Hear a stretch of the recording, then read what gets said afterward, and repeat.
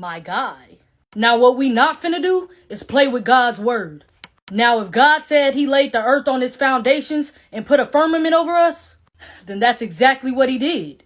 See, in the Bible, God told Isaiah the difference between a ball and a circle. God knew exactly what wordplay he was using in the Bible to describe the earth. In the Bible, God also speaks about the four corners of the earth. A ball does not have corners, but a flat surface do.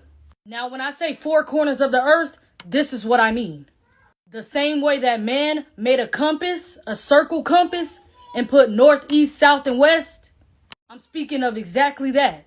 God also says in the Bible that he set a compass upon the face of the earth. Now, remember when I said that God made the earth as a compass? Okay, so let's talk about it. Now, the compass only recognizes north. North always points towards the center. Hint, the North Pole. Any other direction is only based off the direction of north. How could a compass point south on a globe if they are saying that south is downwards? East and west are curved lines that constantly readjust to align with north. So y'all question is, how come when I'm flying in a plane, I end up in the same place I came from? Well, that only happens with east and west. So if you say that you circled the whole world and ended up in the same place, that's because you were going east and west. But let me tell you something, traveling south is a whole different ballgame. See, because south is any direction leaving the center. See, because if you begin to head south, you will reach the Antarctica ice wall. So traveling south, you will never end up back at the same place. See, because there's a reason they won't allow y'all to travel south and end up at the ice wall. Like, bruh, come on. Even the compass don't want you traveling south. That's why it always points back to north, telling you to turn around every time you start to travel south. See, because if you decide to keep going and get past that ice wall, you will realize there is in fact a firmament over us, keeping anyone from leaving this earth. We couldn't be living in a globe if we wanted to. See, water has to be contained. They say that the earth is 71% water, so that by itself would be impossible. And I know y'all probably be wondering, where do rainbows come from? Now, scientists will tell you they self, to make a rainbow, you need water, light, and a mirror. See, when God said he created the firmament, he spreaded it out like a molten looking glass. See, them big rainbows that you see is proof that we live underneath the firmament. It's the sunlight reflecting off of the firmament to remind us of his promise to never flood the earth again. See, God said he set the earth on its foundations so that it should never be moved. But scientists are saying that we are spinning and moving 1,040 miles per hour. And in 1927, we had no idea what the earth looked like, but created this picture. Now, all of a sudden, in 1997, they go see the earth and it looked exactly like that picture? No. Now, do y'all know who this man is? Probably not. But this is Richard E. Byrd. He was one of the first to discover Antarctica in 1928. See, he found evidence of the flat earth with the firmament over us. Even in his diaries and writings, he said it. See, he traveled all the way to the four corners of the earth. See, and when he found this discovery, what did our government do? They all went down to Antarctica 3 years later to claim a piece of it and to keep the truth hidden from us. That's why the Antarctica ice wall today is just like Area 51. Nobody could go there. Why is that? Are they hiding the truth? See, because that's what it seems like. Because that's what it is. See, and they just keep telling y'all all these lies and y'all just get brainwashed by it. They tell y'all they fly to the moon. See, because my question is, how you gonna fly to the moon when God said he made two great lights, the greater light to rule the day and the lesser light to rule the night? Meaning that the moon and the sun ain't even solid objects. They're luminary. You can't just go up there and land on it. Like, come on, bro. Everybody know that landing was fake. The flag up there waving. You could see a shadow on the moon. Y'all talking about the stars is outer space. But in the videos and in the pictures, there's no stars in space. See, because y'all gonna have to do more than that to convince me. Because in Romans 3 and 4, God said, let Yah be the truth and every man a liar.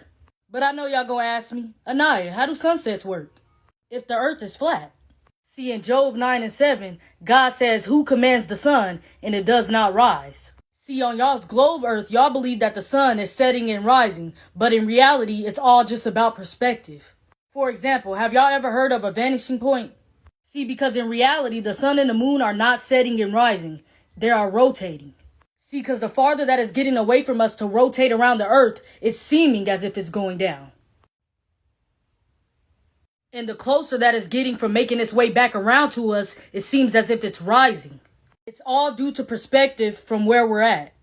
This appears due to perspective. And here's another example. The line is tied perfectly even across the counter, and the bottles are sitting level on the countertop. Now let's look at it from the counterpoint view. Okay, so y'all like, yeah, nah, I mean, that sound good. But how do seasons work then? See, what I need y'all to know is that the sun and the moon are actually closer than what they are telling y'all. The sun and the moon are inside the firmament with us. See, electromagnetism actually perfectly explains how the sun and the moon rotates on Earth. See, the sun and the moon are not rock or gas, they're light sources. Now, these light sources are in the shape of a disc that rotate the Earth like a clock, but in a coil-like spiral, dictating the seasons and the climate as it goes. See, now when the sun is beyond the equator ring, the northern hemisphere experiences summer, and the southern hemisphere experiences winter. Inversely, when below the equator ring, the southern hemisphere will experience summer, and the northern hemisphere will experience winter.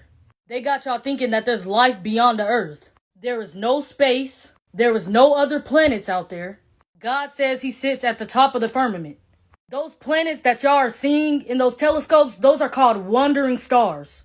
All of these are light sources. They are not solid objects.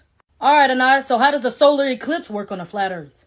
And why can't we see stars during an eclipse of the sun and the moon? See, God says in eclipses the sun will be turned to darkness and the moon to blood before the coming of the great and glorious days of the Lord.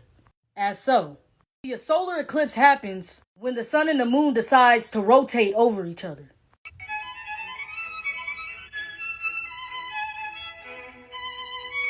As so. Okay, so why can't we see stars during a solar eclipse?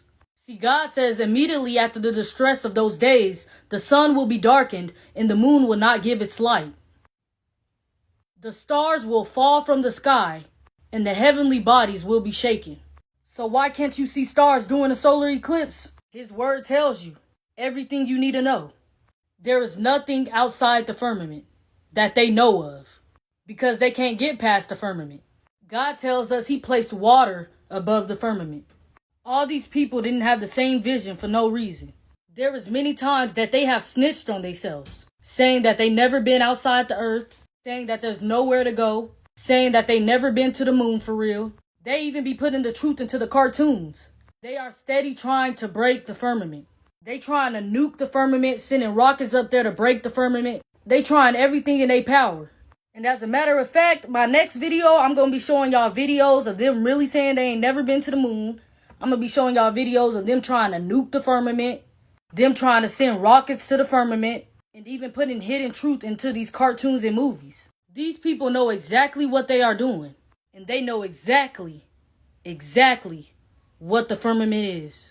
I'm telling y'all, that's exactly the reason why we can't go to the Antarctica ice wall. You can't fly over it. You can't do nothing. They don't want you seeing nothing, knowing nothing. Because they know once we find out that there is an end to this earth, that we gonna know the Bible is the true history of this world. And I want y'all to know that there is no other planets outside of this firmament. When God said he created the earth, I'm pretty sure he would have said, I created Saturn, Mars, Neptune, and Venus. He calls those wandering stars. And I want to tell y'all so bad what stars are, but y'all can just see it in the next video because I don't have time to actually explain it right now because I only have 10 minutes on TikTok. But when I tell y'all the truth about stars, it's going to blow y'all mind. See, because what I want y'all to know is back in the day in them old Bibles, before all the wordings was getting changed into their own interpretation, in 2 Samuel 11:11, it said that the earth was flat. But that was before they started changing everything, so people wouldn't know the truth. And that's why God said those who took away from his word and added to his word will be greatly punished. So the whole point to this video is, Let Yah be the truth, and every man